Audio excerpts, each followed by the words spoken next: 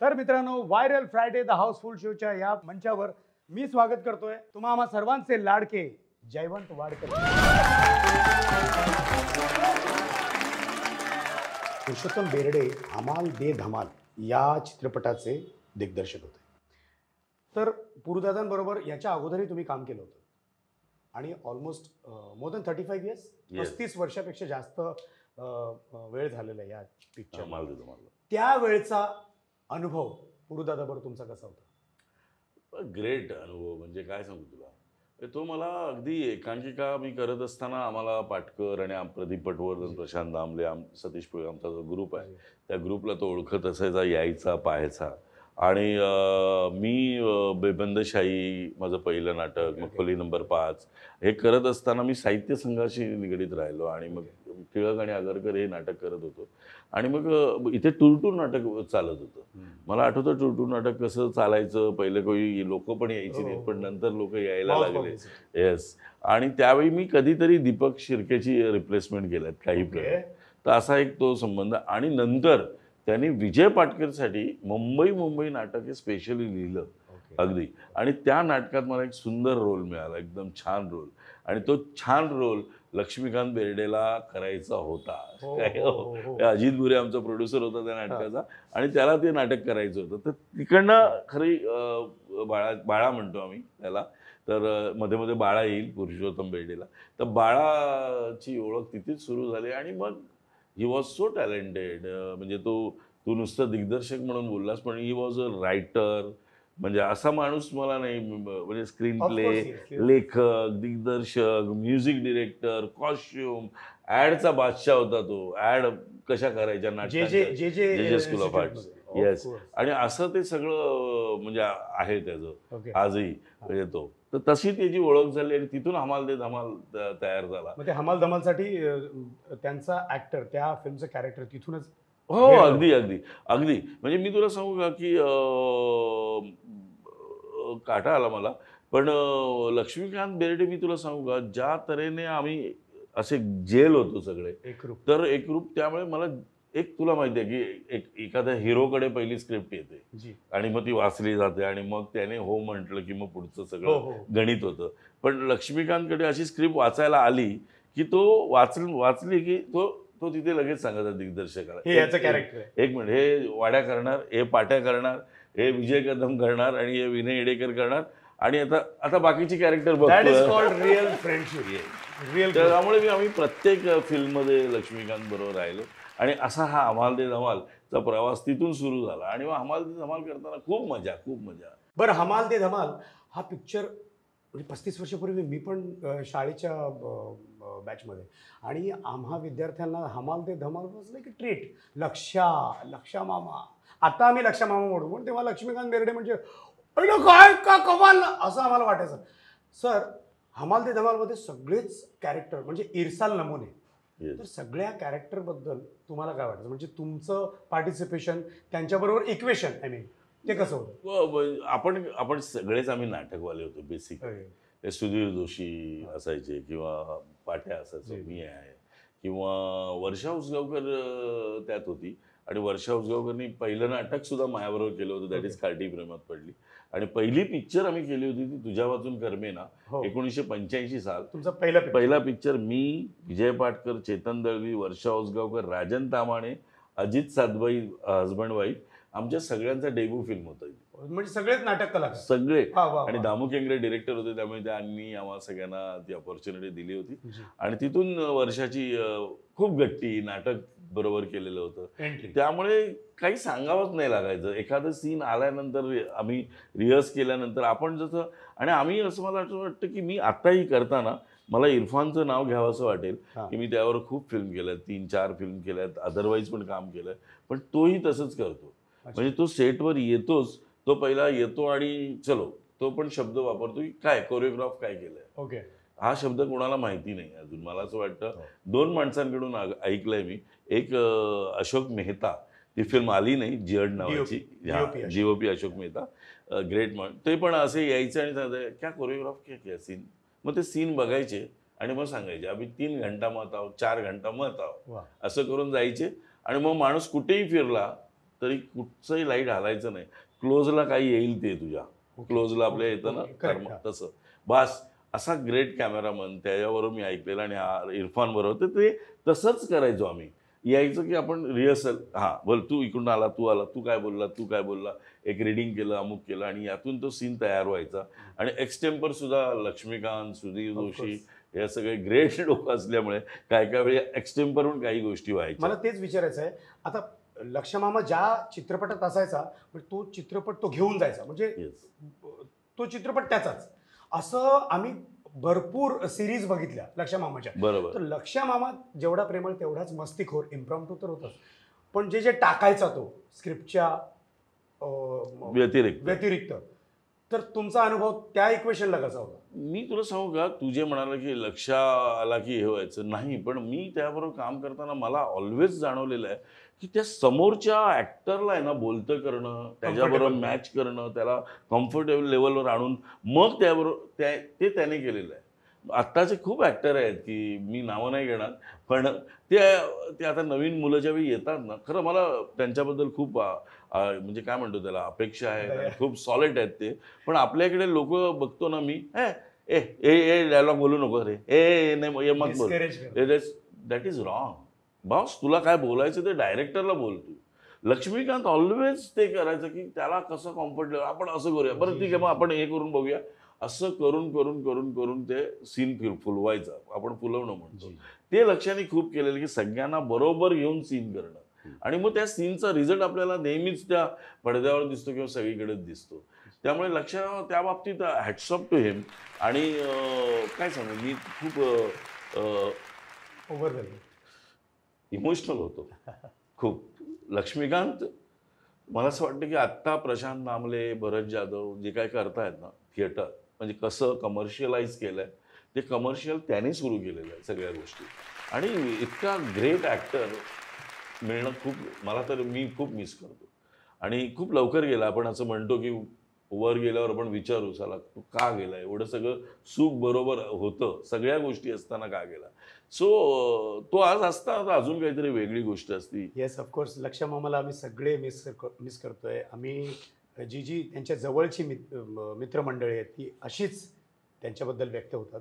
वाढे दादा, अजून एक गोष्ट, आता 35 वर्ष झाली, म्हणजे जेव्हा गोविंदाचा सण असतो तेव्हा शोर मच गया शोर, शत्रुघ्न सिन्हा आपल्या डोळ्यासमोर येतो, किंवा ती मंगलवाडीतली गायवाडीतलीची शूटिंग झालेली ती गाणी शम्मी कपूर साहेबाची, गोविंदा आला, ब्लफ मास्टर, माझ्या एरियात शूट झालेलं. Yes of course. तर ह्या 35 वर्षानंतर हमाल दे धमालमध्ये पण हे असंच एक सिग्नेचर गाणं होतं, ठाकू माकूम टाकू माकूम टाकू. 35 वर्षानंतर प्रत्येक गोविंदाला ते वाचतच नाही. मराठीमध्ये ते एकमेव गाणं आहे. त्याच्याबद्दल काय अनुभव? ढाकू माकूम तू बघशील ना तर त्यामध्ये आणखीन एक बाळाला म्हणजे क्रेडिट द्यावं लागेल की त्या तू कोरिओग्राफर नाही बाळा म्हणजे पुरुषोत्तम बेर्डे. अजय.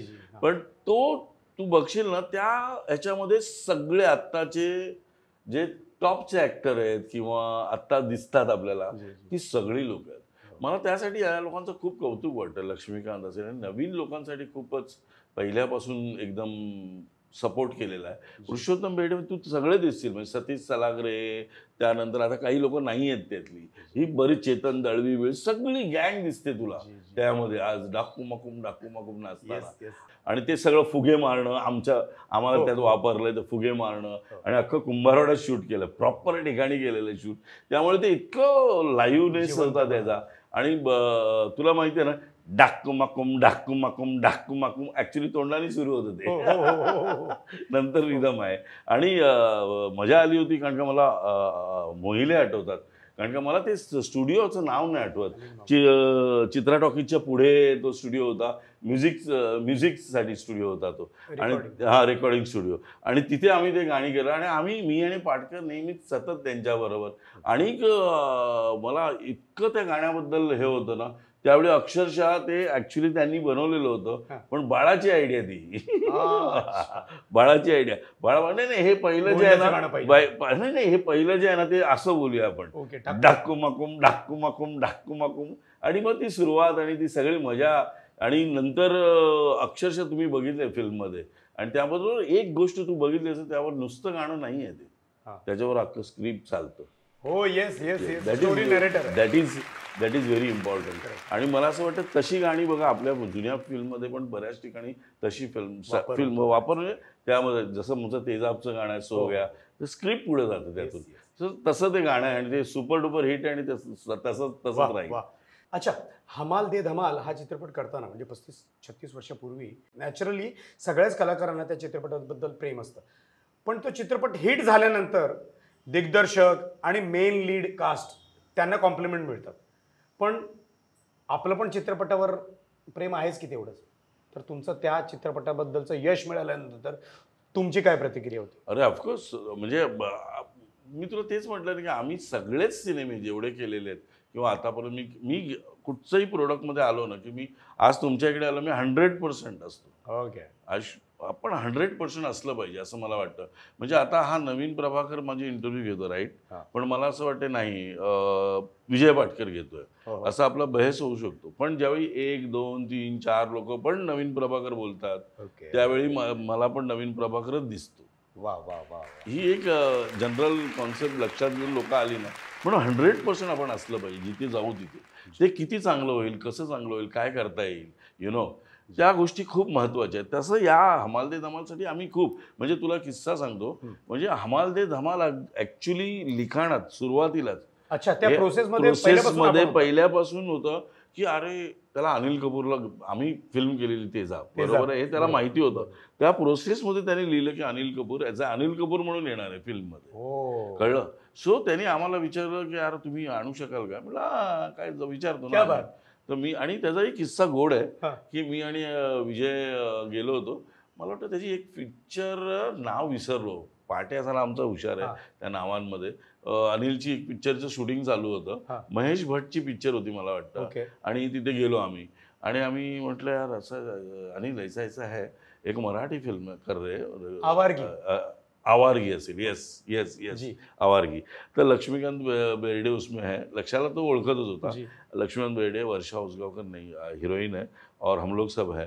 तो उसमें ऐसा अनिल कपूर आपको आना है और वो चैलेंज आपको देती है. तो आप चैलेंज उनको देते हैं और फिर वो कैसे हीरो को, मतलब जो एक कुली होता है उसको कैसे हीरो बनाती है, उसके ऊपर फिल्म था. तो आप चाहिए उसके लिए.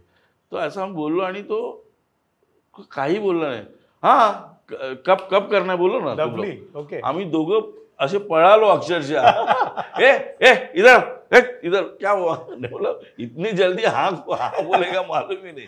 आणि त्या माणसाने तिकडे येऊन एकही पैसा न घेता ती फिल्म केली, डबिंगला स्वतः आलेला आहे, यू सी.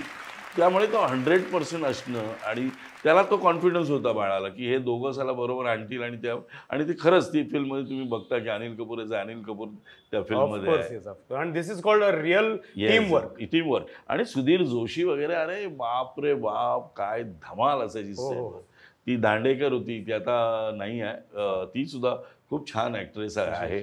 आता का करत नाही मला माहिती नाही, पण तिने करायला पाहिजे नाटक किंवा फिल्म.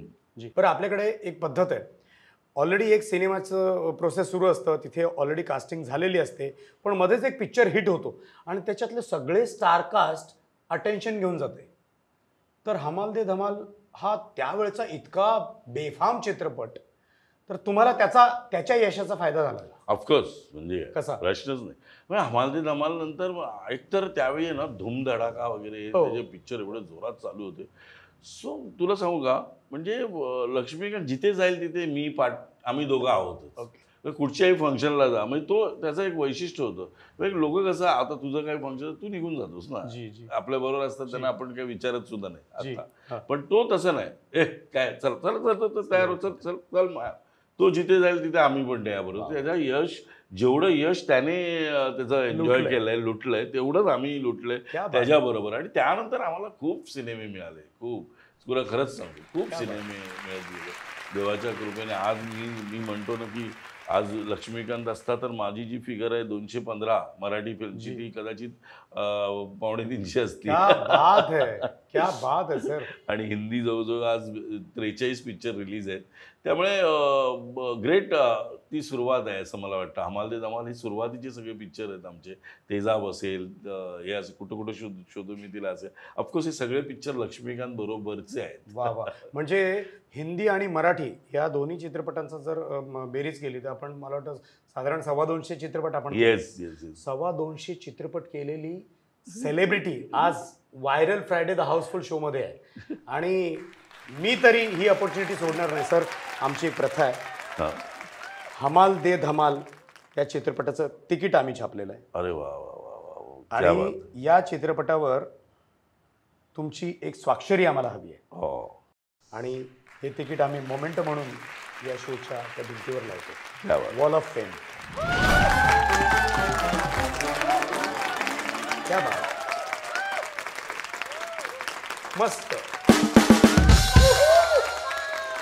येस. सर. खूप गोड आठवणी तुम्ही आपल्याबरोबर शेअर केल्या. आणि हमाल दे धमाल एक इंग्लिशमध्ये म्हणतो ना आपण रिलिव्हिंग द मोमेंट, तसं तुम्ही आमच्याबरोबर शेअर केलं. आणि खूप आठवणी माझ्या पण लहानपणाच्या जागे झाल्या. सर, मी मनापासून व्हायरल फ्रायडे द हाऊसफुल शोच्या या मंचावर नवीन प्रभाकर तुमचं मनापासून आभारी आहे. आणि आमच्या टीमतर्फे खूप खूप धन्यवाद. धन्यवाद. एकदम थँक्यू. आणि तुम्ही सुद्धा मला 30 वर्ष मागे नेऊन सगळ्या आठवणींचा साठा पुन्हा पुन्हा पुन्हा माझ्याकडून म्हणजे मला कळला, तुम्हाला कळला, लोकांनाही कळला. So thanks. Thank you so much.